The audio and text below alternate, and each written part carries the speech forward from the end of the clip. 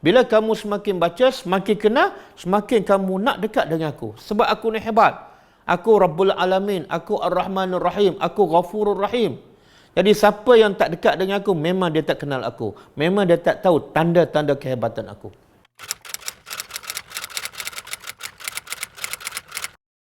Jadi Allah nak beritahu ayat dalam Al-Quran tu dipanggil ayat. Apa makna ayat?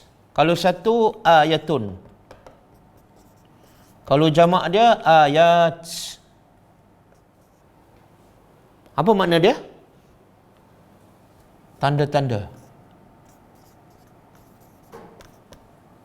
Tanda apa ni? Mana setiap ayat Quran kalau kita baca, semakin kita kenal Tuhan. Sebab setiap ayat tu kalau kita faham, menunjukkan kehebatan Allah. Bahkan Alif Lam Mim, Nun, Qaf pun menunjukkan kehebatan Allah. Baca satu huruf Qaf pun dapat 10 pahala. Dan bila baca Quran kita tak jemu. Kehebatan Allah juga dalam Al-Quran ialah Quran ni bila dibaca oleh siapa saja, bangsa apa saja, di mana-mana sahaja, bila-bila waktu sahaja, dia sesuai dengan fitrah manusia. Orang Arab baca, dia faham, dia bahagia. Orang Jepun baca, dia faham, dia bahagia. Orang Melayu baca, dia faham, dia ikut, dia bahagia. Orang miskin baca, dia faham, dia ikut, dia bahagia. Makna satu kitab, satu peraturan yang sesuai untuk semua jenis bangsa manusia, semua tempat, semua zaman. Mana ada kitab manusia yang sebegitu?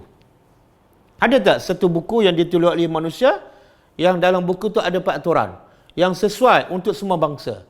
Ditulis oleh orang Malaysia, tapi sesuai untuk orang Arab, sesuai untuk orang Jepun, sesuai untuk orang Afrika. Ada? Tak ada.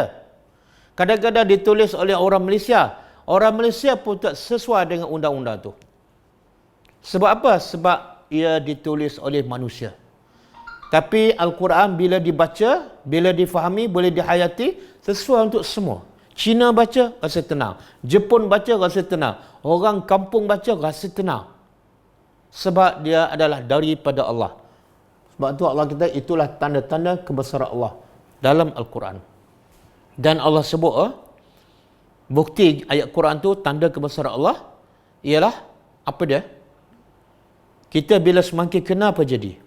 Bila semakin banyak tanda-tanda kebesaran Allah yang kita tahu, apa akan jadi? Contohlah, ada seorang pembesar yang alim, yang warak, dan dia juga kaya, dan dia juga baik. Mula-mula orang sebut secara umum je. Kita pun rasa nak kenal lagi.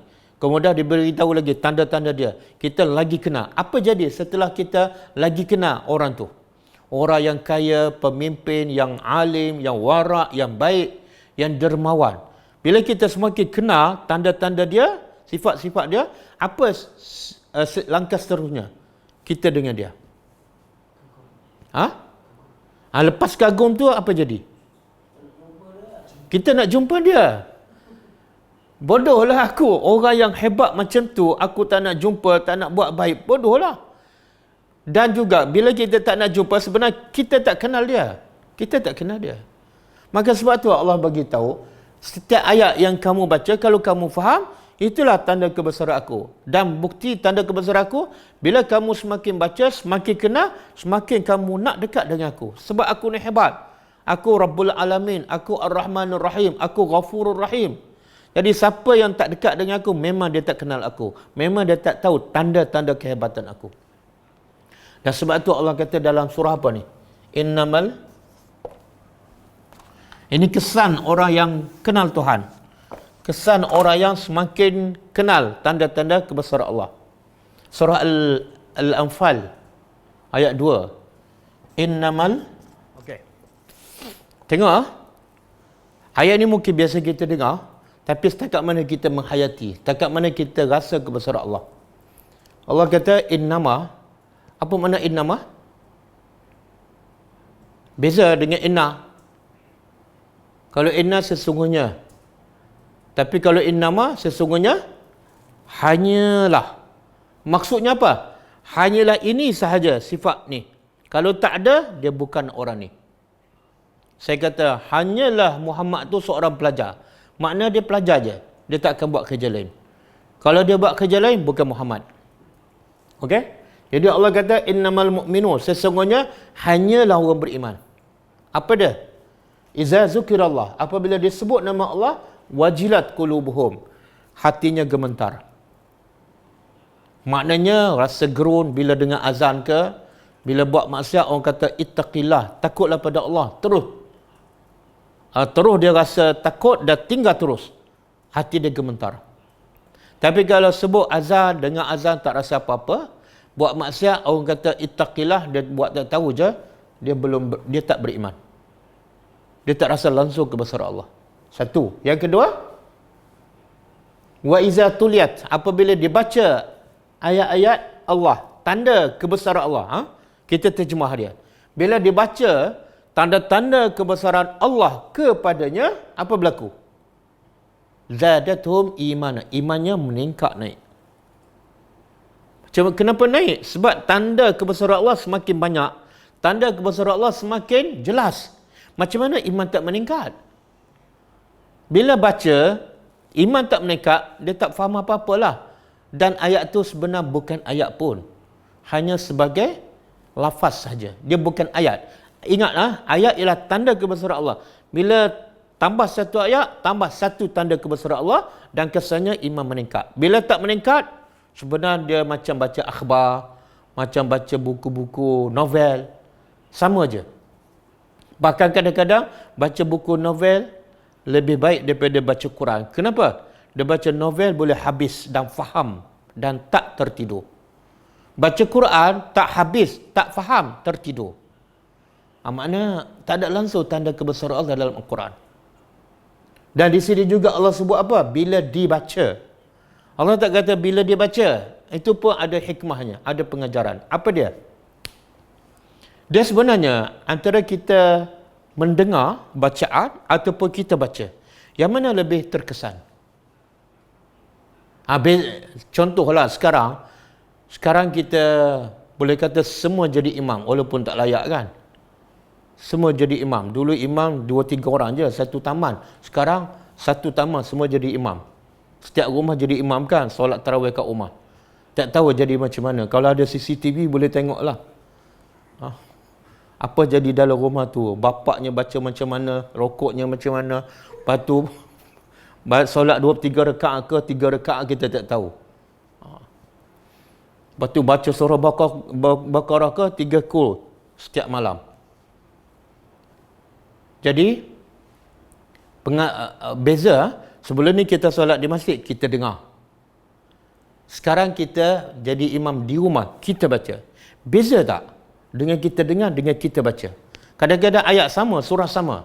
Ada rasa beza tak? Ada beza tak? Apa beza dia? Yang mana lebih baik? Dengar ke baca?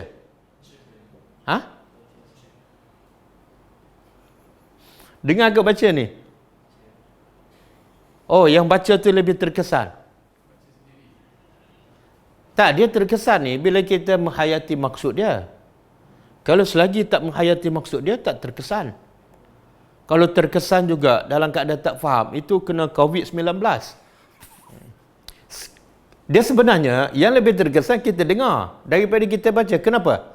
Sebab bila kita baca, ini saya cerita pengalaman saya. Bila kita baca, kita nak fokus pada bacaan, nak fokus pada makhraj dia, tajwid dia, mana kena berhenti, kan? Kadang-kadang terfikir orang kat belakang tu lama, kan? Jadi akhirnya kita tak fokus pada maksud dia. Tapi kalau kita jadi makmum, kita mendengar, kita tak disibukkan dengan makhrajnya, dengan tajwidnya, nak berhenti kat mana, kita fokus pada makna. Jadi sebenarnya kita mendengar lebih terkesan daripada kita membaca. Sebab itulah sunnah Nabi. Sebab tu Nabi satu masa Nabi suruh Abdullah bin Mas'ud, baca Quran pada aku. Tengok, Nabi kata baca Quran pada aku. Abdullah bin Mas'ud jawab secara spontan, Ya Rasulullah, Quran turun pada kamu, bukan turun pada aku. Engkau lebih pakar, engkau lebih mahir tentang Al-Quran. Jadi kalau engkau lebih pakar, engkau lebih mahir, sepatut Yang pakar, yang mahirlah baca pada orang yang kurang mahir. Kenapa engkau suruh aku? Tengok, soalan tu logik kan? Logik. Yang hebatlah yang membaca. Yang tak hebat mendengar. Apa jawapan Nabi? Inni uhibbu an asma'a min ghairi. Aku lebih suka mendengar daripada orang lain. Kenapa? Bila dengar, Nabi boleh fokus maksud dia. Sebab tu satu masa, Nabi balik ke rumah. Dalam perjalanan balik ke rumah, Nabi dengar Abu Musa Asy'ari sedang baca Quran dalam rumah dia. Dulu rumah mana besar kan? Kemudian mana tutup semua. Jadi bila baca Quran, dengar di luar. Bila dengar tu, Nabi terpegun dan Nabi berdiri, dengar sampai habis. Bukan Nabi baca, Nabi dengar orang baca. Sampai, bukan kata nak dengar 5 minit, okey aku nak perhabis surah ni, aku nak baliklah. Tak. Nabi dengar sampai Abu Musa berhenti, habis baca. Baru Nabi balik rumah. Tengok kesan mendengar tu, sampai tak rasa. Padahal dia ada tujuan nak balik rumah. Tapi sebab yang berkata tu Allah, dan dia pula mendengar, terkesan sampai tak rasa lama, tak rasa boring, tak rasa penat berdiri. Itu kesan Al-Quran. Sehingga besok dia kata kepada Abu Musa, kamu tahu tak semalam kamu baca Quran, aku mendengar.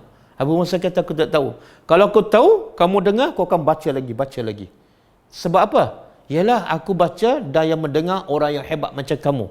Kenapa aku nak berhenti? Okey? Sebab tu dalam ayat ni Allah kata bila dibaca. Bukan tak bagus baca, tak. Baca bagus. Tama-tama kalau kita baca seorang-seorang kat rumah kan, siapa boleh baca pada kita? Kitalah baca. Cuma kadang-kadang kesan kita mendengar tu lebih terkesan. Ada imam baca, makmum boleh pengsan, boleh mati. Tapi imam tak pengsan pun. Okey? Wa ala rabbihim yatawakkalun, dan kepada Tuhan mereka bertawakal. Okey, saya nak hurai apa ni? Perkataan ayat ni. Bila sebut ayat, makna dia tanda kebesaran Allah. Bila tanda kebesaran Allah, sepatutnya bila baca zadatuhum imana. Ni. Bila dibaca, iman meningkat. Bila iman tak meningkat, makna dia bukan beriman, bukan mukmin. Sebab Allah guna innama. Innama hanya orang mukmin ni. Bila sebut nama Allah, bergetar. Bila dibaca Al-Quran ataupun dia sendiri baca, boleh meningkat imannya, maka dia sah mukmin. Tapi kalau baca Quran tak rasa apa-apa dan dok fokus nak khatam, lagi tak rasa dan lagi iman dia tak meningkat. Batu ulama kata baca satu ayat sampai kita faham, sampai terkesan, lebih baik daripada kita khatam 30 juzuk dan tak rasa apa-apa. Lagi parah apa dia? Lepas khatam rasa lega walaupun tak faham satu ayat. Ini lagi parah ni. Macam mana kamu boleh lega? Macam mana kamu boleh seronok? Allah bagi tahu begitu banyak tanda kebesaran Allah, kamu tak rasa apa-apa. Tiba-tiba kamu rasa lega dan seronok dan buat lagi majlis khatam Quran. Lagi tak patut. Okey? Boleh Jadi bila baca ayat, satu ayat, pastikan iman kita meningkat. Kalau tak meningkat, muhasabah. Apa masalah aku ni? Makan, rasa. Mandi, basah. Tidur, nyenyak. Berjalan, seronok. Baca Quran, tak ada rasa apa-apa. No feeling. Sebab tu kata Imam Qurtubi, inni la'ajabu mimman qara'al Quran, mimman qara'al Quran walam yatafakkar fi ma'aniha kaifa yatalazzaz bi qira'atiha. Kata Imam Qurtubi, aku rasa pelik orang yang baca Quran tapi tak faham maksud dia. Macam mana dia boleh rasa lazat baca Quran? Maknanya apa? Punca kita tak rasa apa-apa sebab kita tak faham. Bila tak faham, tak rasa apa-apa. Bila tak rasa apa-apa, baca Quran ada kita hakkan masa. Kadang-kadang kita bagi masa lebihan. Dah penat, dah letih, baru nak baca Quran. Itu rasa tanda tak lazat lah tu. Kalau kita rasa lazat baca Quran, kita pilih waktu fresh. Dan kalau boleh kita nak baca lama sebab lazat. Mana boleh benda lazat buat sekejap. Jadi antara punca kita tak baca lama sebab tak lazat.